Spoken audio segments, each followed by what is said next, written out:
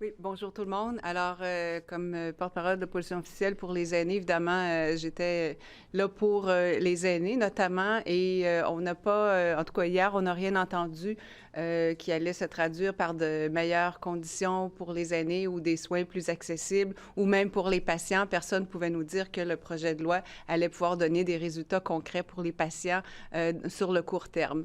Et quand mon collègue parle de décentralisation, de centralisation, en fait, ce que les gestionnaires qui sont venus nous voir nous disent, c'est vraiment sans peut-être utiliser les mots « on veut décentraliser », mais c'est ce qu'ils veulent parce qu'ils veulent que les gestionnaires locaux puissent avoir de l'agilité, puissent avoir les coups des franches, donner une couleur régionale à la gestion des établissements. Alors, je pense qu'il faut vraiment les entendre et il faut vraiment leur permettre de bien jouer leur rôle.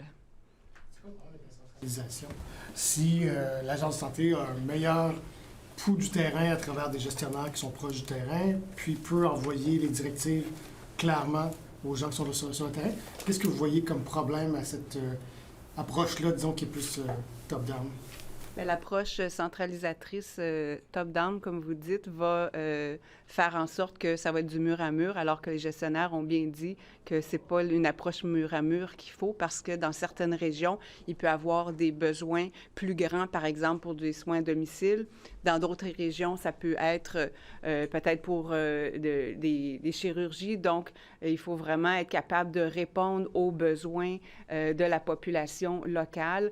Et puis, il y a même eu des propositions de s'assurer que tous les acteurs communautaires aussi puissent être présents, puissent avoir une voix vraiment pour que les gens se concertent et puis que les solutions répondent aux besoins du terrain. Alors, Monsieur Clair, d'un conseil de surveillance, est-ce que vous voyez ça d'un bon œil? Est-ce qu'on devrait mettre en place ce genre de groupes-là qui peuvent interpeller les gestionnaires locaux puis les avertir s'il y a un problème sur le terrain?